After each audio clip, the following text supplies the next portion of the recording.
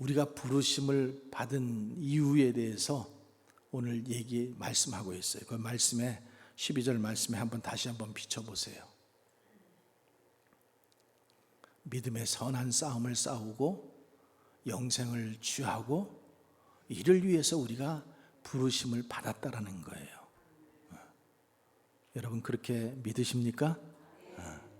그리고 많은 증인들 앞에서 선한 증거를 하라는 거예요. 간증을 하라는 거예요.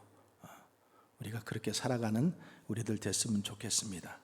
오늘 너 하나님의 사람아, 11절에 나와 있는 그 말씀이죠. 너 하나님의 사람아.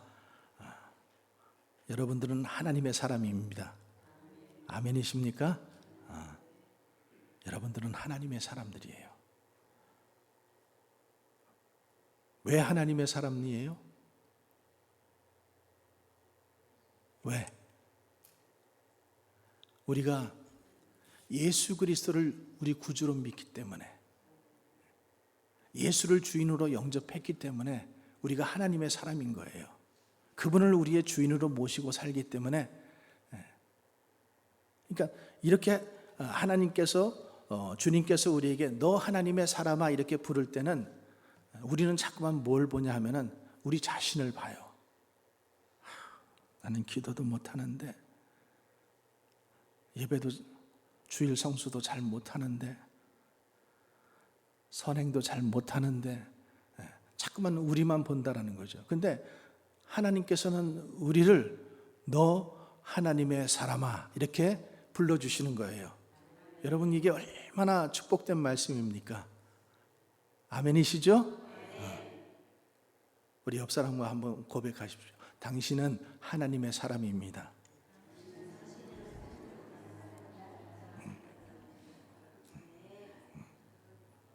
여러분들은 하나님의 사람이에요. 누가 뭐라 그래도 여러분들은 하나님의 사람이에요. 주님께서 빼앗기지 않는다 그랬어요. 적신이나 그 어떠한 것이라도 내가 빼앗기지 않는다 그랬어요. 그러니까 하나님의 사람아 이랬을 때 주님이 우리를 그렇게 인정해 주신 것이 첫 번째는 우리가 감사하면 되고, 두 번째는 우리가 그런 사람으로 살아가려고 우리가 기도하고 또 말씀 보고 안 되니까 주님 나를 그렇게 인도해 주세요, 도와주세요. 우리가 그렇게 주님 앞에 기도하면은 성령께서 우리를 이끌어 주시는 거예요. 여러분 한국에 제가 오늘 그 볼펜이 있으면 좀 들고 나오려고 그랬는데 모나미 153이라는 펜이 있어요. 그죠? 우리 학교 다닐 때 다 그거 가지고 썼잖아요. 근데 그 펜이 1963년도에 뭐 조그만 이름도 없는 회사에서 그 펜을 만들기 시작했어요. 그 볼펜 한 자루가 옛날에 15원 했대요. 15원. 나 기억도 잘 안 나. 근데 이 볼펜이 나오면서 그전에는 우리가 학교 다닐 때 항상 보면 잉크 가지고 다녔어야 됐어요. 그죠? 펜때. 그래가지고 그 펜글씨 하는 시간도 있었어. 잉크 가지고 가다가 또 이거 가방 잘못 들고 버스 타고 가는데 이것도 가방을 잘못 거꾸로 이렇게 해놓으면 또 잉크가 새가지고는 가방 다 젖고 김치국물 다 젖고 우리가 이러는 시절이 있었잖아요. 그죠? 예? 근데 그 볼펜이 나오기 시작하면서 잉크펜이 없어지고 또 옛날에는 철필이라는 게 있었어요. 철필. 그래가지고 그 철필로 이렇게 써가지고 가리방으로 이렇게 싹 하고 한번 그 잉크를 묻혀가지고 하면은 옛날에는 복사기가 없으니까 그렇게 해가지고는 이제 복사기처럼 쓰고 그랬죠. 그러니까 이 볼펜이 나오면서 그런 것들이 다 사라진 거예요. 그래서 관공서, 학교, 모나미 153 이 펜이 정말로 국민 펜이 됐죠. 국민 펜이 됐어요. 근데 이 모나미 153 펜이 나오게 된 계기가 있는데 이 회사에 송삼석이라는 이 사장이 이제 사업을 하다가 부도가 났어요. 그래서 공장을 이제 지금 이 볼펜을 생산할 공장도 기술도 없이 막 이제 이렇게 어려운 상황에 빠졌는데, 사업하시는 분들 사업 망하게 되면 어디 가요? 기도원 들어가죠. 기도원 들어가서 이제 기도한 거예요. 근데 그가 기도하면서 이렇게 보니까 자기가 자기의 그 신앙의 삶을 돌아보니까 사업한다고 하나님 앞에 무엇 하나 제대로 한 게 없더래요. 주일 성수도 제대로 못하고 11조도 온전하게 못하고 감사하는 것도 인색했고 또 항상 입술에 부정적인 고백했던 것, 그리고 기도하지 않은 것, 이런 모든 것들이 생각나면서 자기가 하나님 앞에 철저하게 회개를 한 거예요. 근데 그렇게 회개할 때 하나님께서 그에게 영감을 주시는 거예요. 성경을 읽고 있는데 그 성경 속에서 영감을 얻은 거예요. 요한복음 21장 그 말씀을 읽다가 베드로가 이제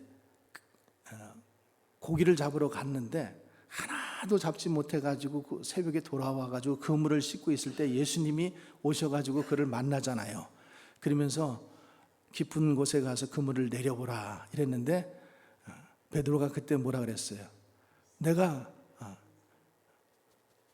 지금까지 잡지 못했지만은 그 말씀에 의지해서 내가 깊은 곳에 가서 그물을 내리겠습니다. 이렇게 하고 가서 그물을 내렸더니 그 그물이 가득 차고 또 옆에 있는 그 다른 동료의 배까지 같이 와가지고 그 2배가 가득 넘치게 고기를 잡았는데 그 고기를 세어보니까 성경에 153마리 이렇게 써 있었어요. 그래서 내가 이 153마리 이것을 생각하고 있으면은 그러면은 내가 정말로 항상 하나님께서 부어주시는 축복이 찢어질 만큼 그 넘치는 축복을 받겠구나 이렇게 생각을 하고 거기서 이제 그 볼펜을 내가 모나미 153 그래서 그 153이 생긴 거예요. 그리고 나서 이제 내가 이 볼펜을 그 당시에 사람이 세계 인구가 50억이었어요. 그러니까 이 볼펜을 50억 개를 팔아서 모든 전 세계 사람들이 하나씩 갖게 하겠다. 이런 하나님 앞에 기도를 했는데 그 기도가 다 이루어진 거예요. 할렐루야죠? 네, 할렐루야예요. 그러니까 여러분, 우리 하나님의 사람들에게는, 하나님을 믿는 사람들에게는 하나님께서 이렇게 세밀한 음성으로 또 세밀한 눈동자로 여러분들을 지키시고 또 여러분들의 기도에 응답하시는 것을 볼 수 있어요. 자, 오늘 우리가 읽은 이 디모데 전후서를 우리가 목회서신이라고 말합니다. 목회서신, 목회편지예요. 편지, 서신. 그 사도 바울이 이제 나이가 많아가지고 영의 아들 디모데에게 이 편지를 보내주면서 이제 어떻게 하나님의 교회를 목회할 것인가 이렇게 편지를 보낸 말씀이지만은 이거는 꼭 목회하는 목회자에게만 필요한 말씀이 아니라 오늘날 우리 모두에게 주시는 하나님의 말씀으로 믿으시기 바랍니다. 하나님의 일을 하는 데에는 우리가 일도 중요하지만은 그것보다는 한 사람 한 사람이 주님 앞에서 어떤 사람이 되는가가 더 중요한 거예요. 그래서 결론적인 말씀으로 우리는 하나님의 사람이 되어야 한다는 거죠. 우리가 하나님의 사람이 되어야 돼요. 여러분, 하나님이 우리를 향하신 그 최고의 기대가 무엇이겠어요? 여러분들이 여러분 자녀를 향한 기대가 있듯이 하나님도 하나님의 자녀들을 향한 기대가 있다라는 거예요. 그것은 우리 한 사람 한 사람이 하나님의 사람이 되는 거예요. 이것을 기대하시는 거예요. 그래서 오늘 뭐라고 말씀하시는 거예요? 11절에 오직 너 하나님의 사람아. 11절 오직 너 하나님의 사람아. 저와 여러분들이 하나님의 사람이라는 거예요. 근데 성경에 보면은요, 신앙의 길을 걸어가는 사람들이 세 종류 정도 있어요. 세 종류. 더 많겠죠. 그러나 이걸 축소하면은 세 종류 있는데 첫 번째로는 마귀의 길을 걸어가는 사람들이 있어요.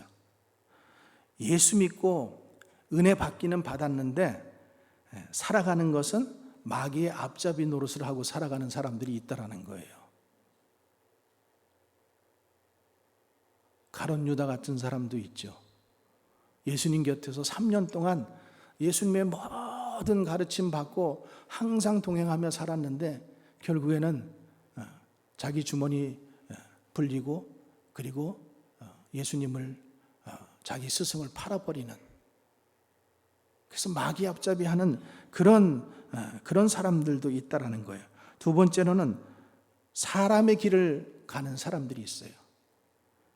세상을 따라가고 유행을 따라가고 세상 가치관을 따라가고 인본주의로 살아가는 거예요. 그래서 모든 기준이 누구냐 하면은 자기 자신이에요.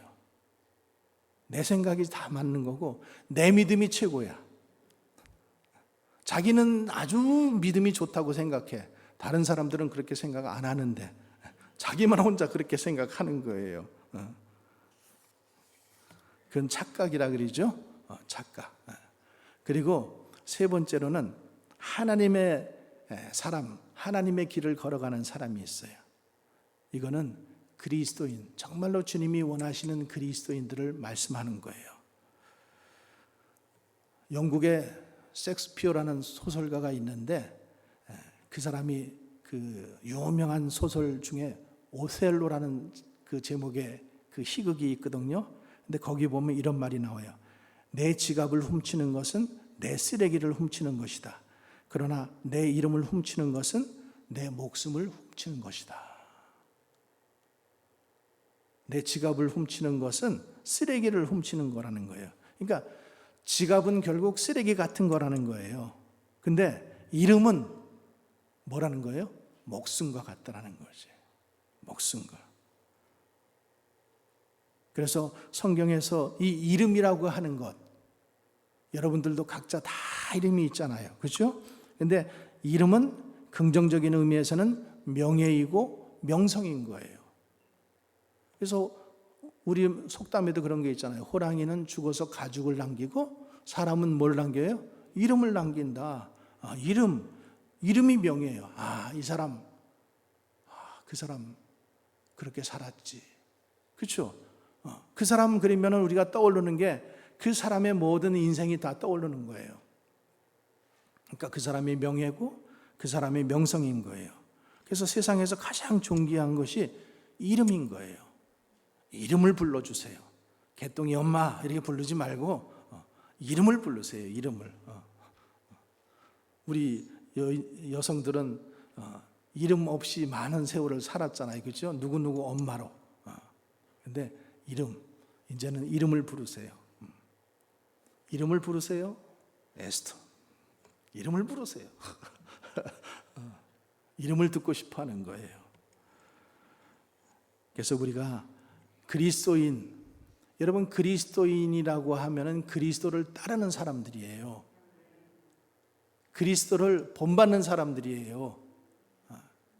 그래서 갈라디아서 2장 20절에 내가 그리스도와 함께 십자가에 못 박혔나니 그런즉 이제는 내가 산 것이 아니요 오직 내 안에 누가 사시는 거예요? 그리스도가 사시는 것이다. 우리는 지금 그리스도가 함께 사는 거예요. 믿으십니까? 그래서 나를 사랑하사 나를 위하여 자기 몸을 버리신 그 하나님의 아들을 믿는 믿음 안에서 우리가 살아가는 것입니다. 그게 그리스도인이에요.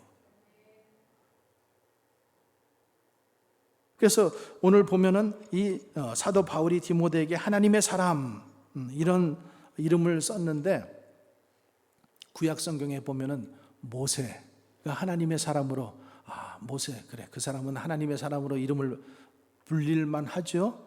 또 누가 있을까요? 사무엘도 하나님의 사람 이런 이름을 또 사람들이 불렀어요. 또 누가 있을까요? 엘리야 또 엘리사. 근데 신약 성경에 보면은 조금 더 넓은 의미로 이 말이 쓰였어요. 하나님의 영을 받은 모든 하나님의 자녀들을 하나님의 사람아 이렇게 부르고 있어요. 그래서 우리 모든 성도는 하나님을 믿는 모든 성도는 다 하나님의 사람입니다. 그 말씀은 곧 성령으로 거듭난 자, 중생한 자는 다 하나님의 사람이라는 거예요. 그래서 사도행전 11장 26절에 그리스도인이라는 단어가 나오는데 이 말이 처음에 안디옥에서 이 말이 처음부터 이제 나오기 시작했는데, 그리스도인은 그리스도를 따르는 사람, 또 갈라디아서에 보면은 예수 그리스도의 사람, 또 에베소서에 보면은 새 사람, 이렇게 표현하고 있어요. 그러니까 그리스도인이 되는 것은 새 사람이 되는 거예요. 이전 것은 지나갔으니 보라 너희가 어떻게 되었다? 새롭게 되었다. 그러니까 과거에 얽매여 가지고 자꾸만 과거 일 생각나더라도 여러분 그거 자꾸만 생각하면서 밤맛 없어. 정말 밤맛 없어. 미워하고 자꾸만 이러지 말고 지나갔어요. 지나갔어. 잊어버려야 돼요. 용서해야 되고. 우리는 뭐만 남았어요? 새 사람이에요. 사랑하는 것만 남은 거예요. 그래서 하나님의 사람은 하나님께 붙잡힌 사람이고, 하나님의 사람은 하나님의 소유된 사람이고, 성부 하나님의 그 창조의 역사와 성자 하나님의 그 구원의 역사와 구속의 역사와 성령 하나님의 그 구원의 역사가 적용되는 사람이 바로 하나님의 사람인 거예요. 그런 하나님의 사람은 자신의 쾌락을 위해서 살지 않죠. 자신의 감정을 따라서 살지 않아요. 하나님의 분부하신 말씀을 따라 사는 사람이 하나님의 사람인 것이죠. 그래서 이 하나님의 사람아, 이 말씀은 하나님의 특별한 소유라는 호칭입니다. 하나님께서 우리를 그렇게 불러주셨는 거예요. 여러분 너무 감사하지 않아요? 정말로 내가 뭔데? 나를 그렇게 하나님의 사람이라고까지 불러주시네. 우리 다시 한번 고백해 봅시다.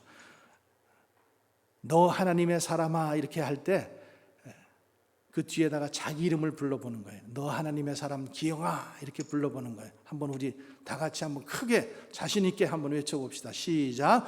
너 하나님의 사람 기영아. 한번 더 해볼까요? 너 하나님의 사람 기영아. 좋죠. 감사한 거예요. 감사한 거예요.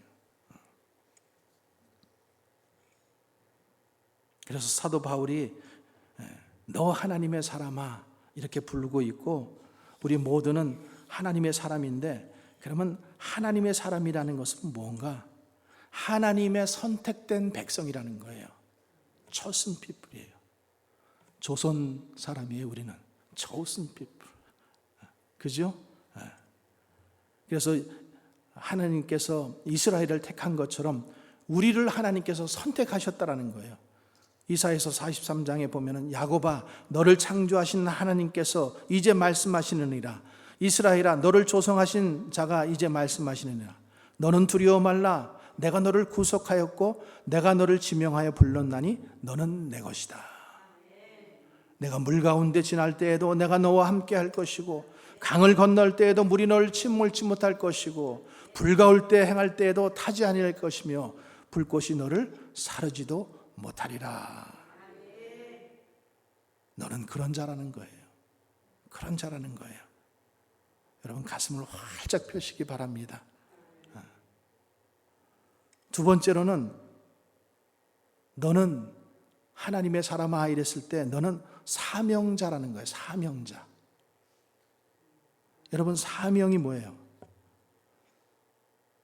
사명은 하나님께서 내 생명을 바쳐서 하라고 명령하신 일, 그것을 하는 게 사명이에요. 하나님께서 내 생명을 바쳐서 하라고 한 그 일, 그것을 하는 사람이 사명자인 거예요. 여러분들 모두 사명자이십니다. 사명자예요, 사명자. 어떤 사람은 나는 자식을 키우는 사명을 가지고 이 땅에 태어났어. 맞아요. 부모의 사명이기도 해요. 나는 직장에 가서 열심히 일해서 돈 벌어서 나는 가장의 사명을 감당해야 돼. 맞습니다. 그것도. 근데 진정한 우리의 사명은 뭐라는 거예요? 자식을 위해서 돈 벌고 또 자식이 잘 되게 하고 잘 키우는 것도 중요하지만은 자식이 목적이 아니라는 거예요. 하나님께서 우리에게 주신 내가 생명을 바쳐서 하라고 하신 것이 있다라는 거예요.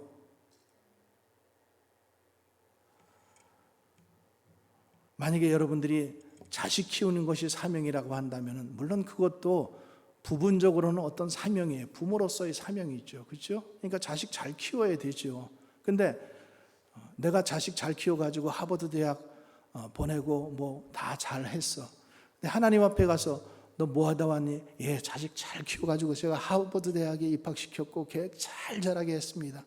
물론 그것도 잘한 일이지만은 하나님께서 정말로 그것을 가지고 칭찬하실 일은 아니라는 거죠.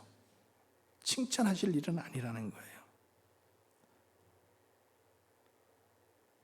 그러니까 자식이 목적이 되어버리면은 그게 우상이 되어버리는 거예요. 아시겠어요, 여러분? 목적이 되면은 우상이 되는 거예요. 자식은 하나님께서 우리에게 맡겨주신 것 뿐이에요. 키우라고. 걔네들 나이 차면은요, 우리가 붙잡는다고 붙잡혀 있지 않아요. 다 기어나가서 지네 살궁리하고 살려고 하지. 우리가 붙잡는다고 아이고 붙잡는 거 싫어해가지고 저 멀리 가잖아요. 캘리포니아 가서 살고 저 동부 끝에 가서 살고. 그러니까 자식이 목적이 되면 안 돼요. 자식은 하나님께서 우리에게 당분간 키우라고, 자기 스스로 독립할 때까지만 키우라고 맡겨주신 그것이 부모의 책임인 것 뿐이에요. 그러니까 우리는 그 자식하고 이제 자식이 이제 다 떠나고 나면은 우리가 해야 될 일은 뭐예요?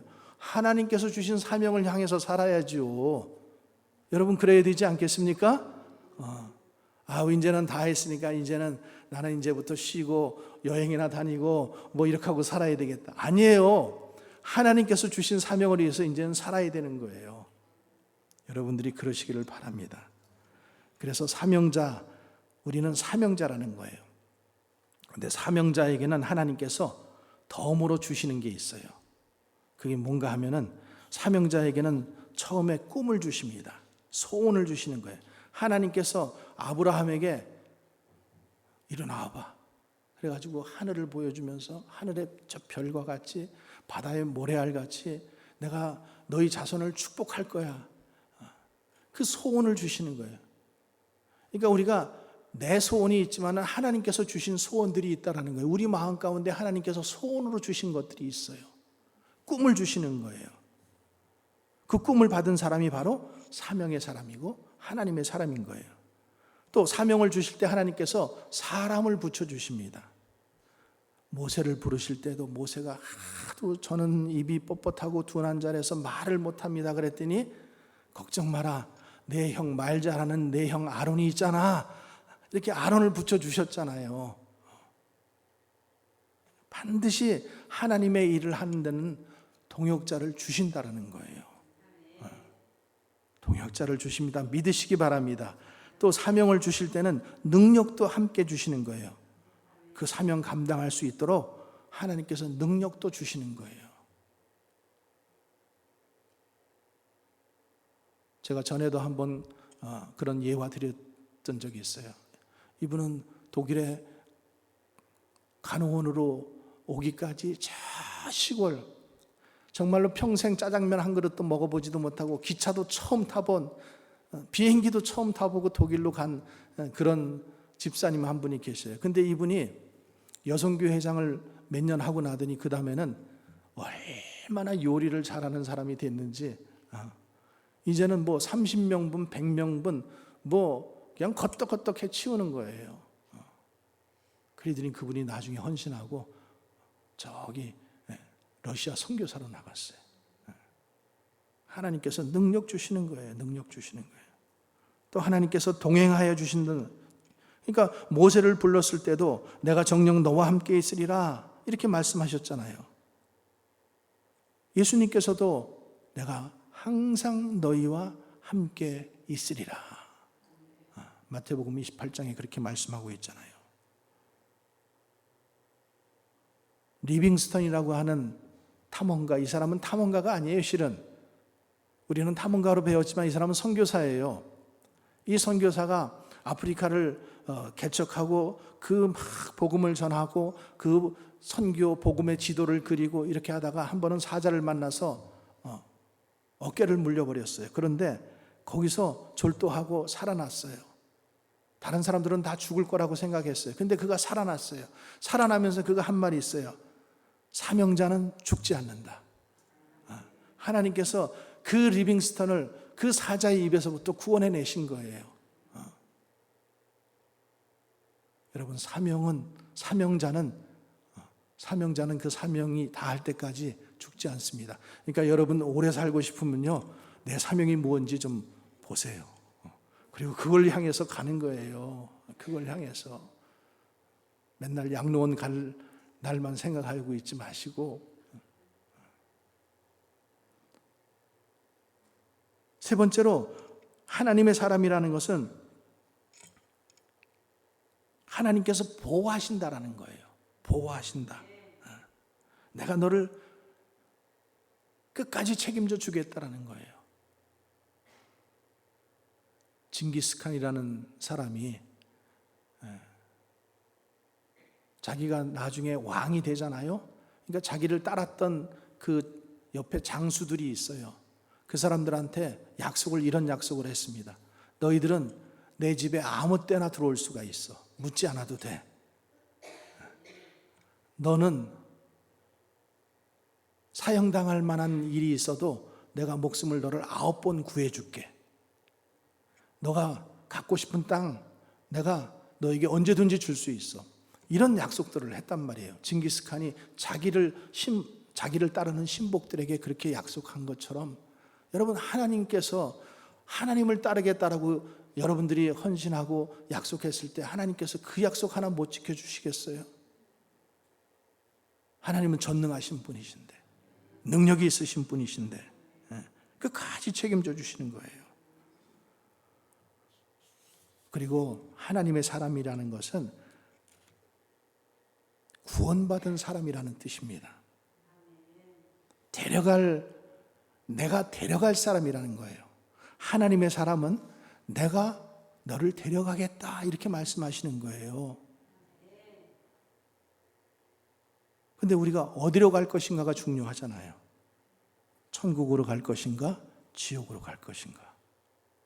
우리는 천국으로 가는 축복받은 사람인 것을 믿으시기 바랍니다. 자, 그러면은 우리가 하나님의 사람들, 이제 천국 갈 우리들인데, 우리가 천국에 갈 사람들이 어떻게 살아야 되는가, 그것을 지금 오늘 말씀을 통해서 말씀하고 있는데, 우리 11절 12절 말씀을 한 번 더 읽고 그리고 또 그걸 조금 더 풀어보겠습니다. 시작. 오직 너 하나님의 사람아, 이것들을 피하고 의와 경건과 믿음과 사랑과 인내와 온유를 따르며 믿음의 선한 싸움을 싸우라. 영생을 취하라. 이를 위하여 내가 부르심을 받았고 많은 증인 앞에서 성하는 증언을 하였도다. 여기 보면은 피하라, 쫓으라, 싸우라, 취하라, 이렇게 네 가지를 명령하고 있어요. 그렇죠? 첫 번째, 뭘 피하냐? 이것들을 피하라고 했는데, 하나님의 사람으로서 멀리 해야 될 게 있다라는 거예요. 피해야 될 게 있다라는 거예요. 근데 오늘 본문에 지금 두 가지를 볼 수가 있는데, 하나는 변론, 이단자들과 변론하지 말라라는 거예요. 이단자들과 변론하지 말라. 그리고 또 하나는 돈의 욕심으로부터 피하라, 이렇게 말씀하고 있어요. 이 디오케, 피하라는 말은 디오케인데 원어로 이것은 내몰다, 괴롭히다, 박해하다, 이런 말이에요. 그러니까 하나님의 사람이 되려면 하나님이 싫어하는 이 모든 것들을 내몰아야 돼요. 박해하듯 괴롭혀야 되는 거예요. 그걸 자꾸만 좋아하면 안 돼요. 무슨 말씀인지 아시겠죠? 하나님이 기뻐하시는 것이 무엇인지를 알고 하나님이 그것을 싫어하신다 그러면 그것을 내몰아야 돼요. 박해해야 돼요. 여러분, 그리스도와 벨리알이 함께 할 수 없듯이 하나님의 사람들은 갈라설 줄을 알아야 돼요. 그게 배반이 아니에요. 두 번째는 변론을 피하라. 이단들의 특징은 뭐냐 하면은 변론하자. 니께 맞는지 우리께 맞는지 변론하자. 항상 이거예요. 둘씩 짝지어 다니면서 그냥 자기가 외운 것 가지고 그냥 우리를 흔드는 거예요. 그죠? 막 흔들어. 자기가 외운 것 그거 가지고 막 얘기하는 거예요. 너 구원받았어? 언제 받았어? 구원받았으면 너 생일을 기억하는 것처럼 몇 날, 며칠, 몇 시에 너 구원받은 증거가 있어야 되지. 그게 없으면 구원받은 게 아니잖아. 막 이러면서 공격해 오면은 내가 구원받았나? 막 이런 생각이 든단 말이죠. 흔들리는 거예요. 그러니까 그런 사람들하고 변론하지 말라라는 거예요. 이단들하고 변론하지 말라라는 거예요. 그래서 20절에 디모데야 내가 부탁한 것을 지키고 거짓되이 일컫는 지식, 망령되고 허탄한 말과 변론을 피하라. 변론을 피하라는 거예요. 두 번째, 돈의 욕심을 피해라. 돈에 대한 욕심을 피해라. 여러분 탈무드라고 하는 책에 보면 돈에 대한 속담이 여러 가지가 있는데 거기에 보면 이런 말이 있어요. 성경은 빛을 주고 이 빛을 주고 돈은 온기를 준다. 따뜻함을 준다. 돈은 어떠한 더러움도 씻어주는 비누와 같다.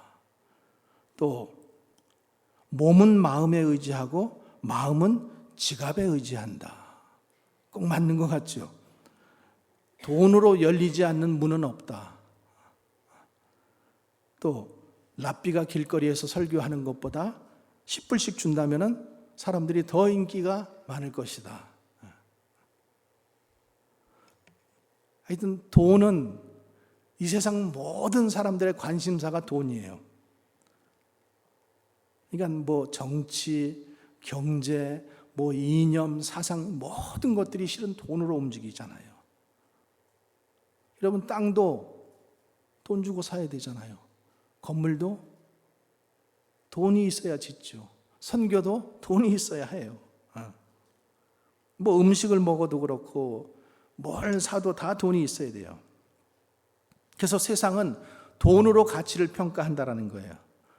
근데 우리가 땅을 사더라도 뭐 그 땅이 뭐 어디에 무슨 필지고 뭐 얼마만큼 하고 얼마만큼 넓다 그러면은 이게 상상이 안 가요. 근데 그 땅 내가 살 때 몇백만 원 줬어. 이러면은 그 땅 그죠?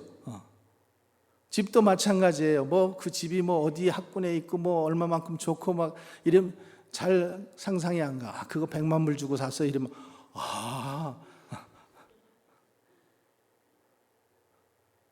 돈이 설명을 다 해주는 거예요. 그 가치를. 옷을 하나 사더라도 뭐 내가 이것을 뭐 필요 없어. 내가 이거 저기 몰에 가서 이거 뭐 1,000불 주고 샀어. 그러면 사람들이 다 이러잖아요.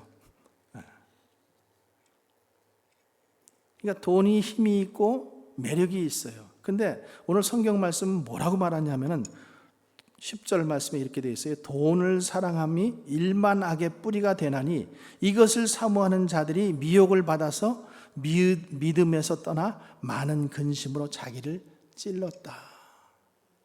이렇게 말씀하고 있어요.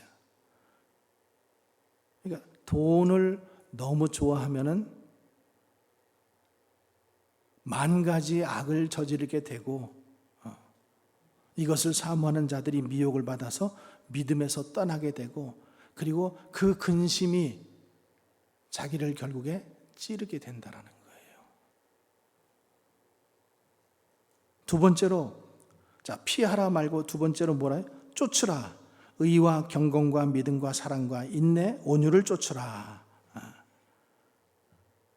쫓는다라는 것은 일정한 목표를 설정하고 그 목표에 자기 인생을 전부를 쏟아 부은 거예요.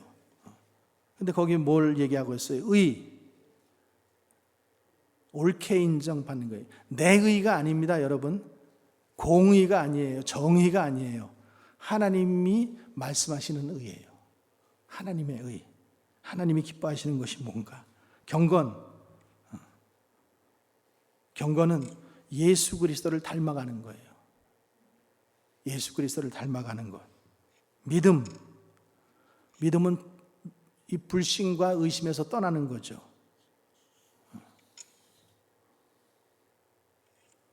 또 사랑을 받은 자는 그 사랑을 나눌 줄 알아야 되죠. 사랑을 쫓으라는 거예요. 또 인내는 길이 참는 거예요. 끝까지 참는 거. 신앙생활도 마찬가지잖아요. 주님 오실 때까지 우리는 신앙생활 하는 거예요. 예수님 재림하실 때까지 하는 겁니다. 믿으십니까? 중국 속담에 이런 말이 있어요.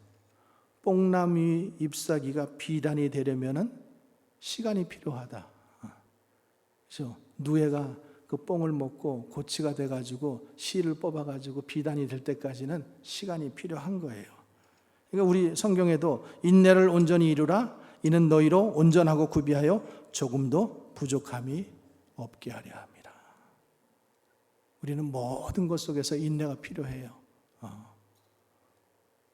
또 마지막으로 온유를 쫓으라.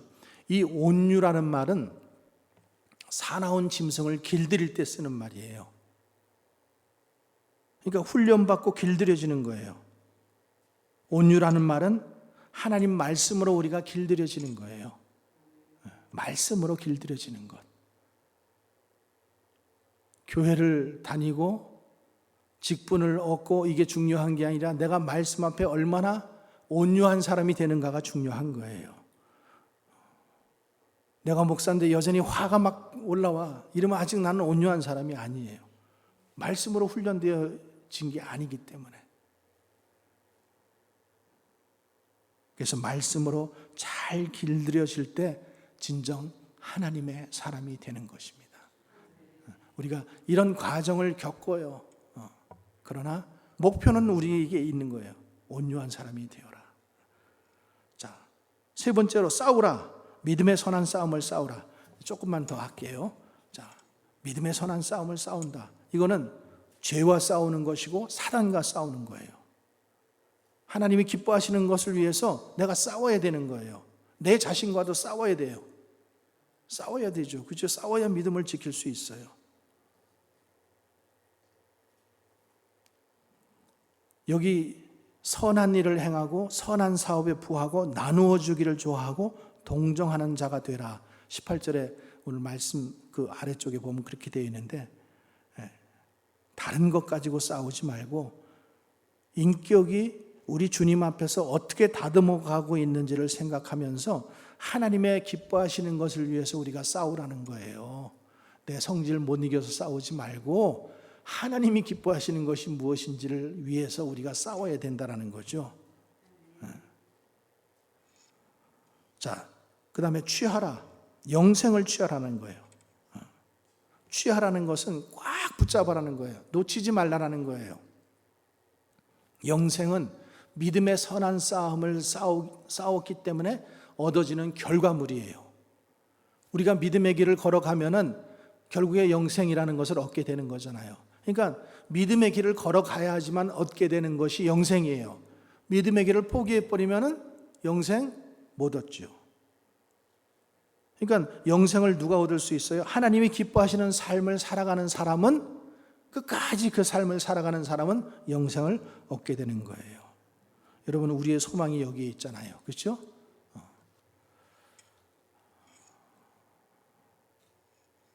자, 싸운다라고 하는 것을 나쁘게 나쁜 쪽으로 우리가 생각하지 말고 승리는 싸우는 사람, 그 사람에게 주어지는 거예요. 그렇죠? 올림픽 금메달을 따기 위해서 상을 받으려고 막 그냥 훈련을 하고 끝까지 달려가는 그 사람에게 결국에 금메달이 주어지는 것처럼 오늘 사도 바울이 디모데에게 이 말씀들 취하고 붙잡고 또 멀리하고 싸워서 여러분들이 이것들을 쟁취하시기를 바랍니다. 마지막으로 너 하나님의 사람아 이렇게 말씀했을 때 저는 열왕기상 17장에 나오는 말씀, 엘리야가 사르밧 과부의 집에 갔어요. 거기에 머무르는데 그 과부의 아들이 하나밖에 없는 아들이 죽어요. 죽으니까 얼마나 마음이 힘들어요. 그러니까 이 엘리야에게 와서 막 부탁을 해요. 그때 엘리야가 하나님 앞에 놓고 그 아들을 위해서 기도하잖아요. 간절히 기도할 때에 그 죽었던 아들이 다시 살아나게 됩니다. 그래서 살아나게 됐을 때 이 여인이 한 말이 열왕기상 17장 24절에 있는데 제가 읽어드릴게요. 여인이 엘리야에게 이르되 내가 이제야 당신은 하나님의 사람이시요 당신의 입에 있는 여호와의 말씀이 진실한 줄 아노라.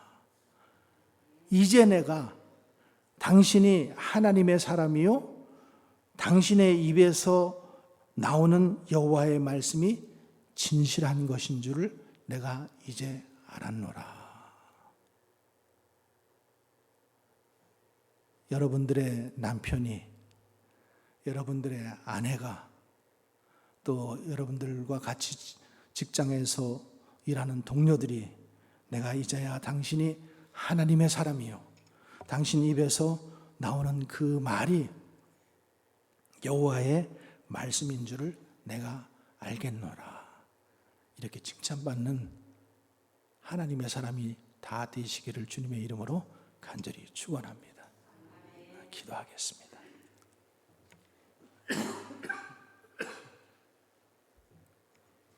우리 이 시간 들은 말씀 가지고 한번 우리 각자에게 결단하는 그런 믿음의 시간이 되었으면 좋겠습니다. 하나님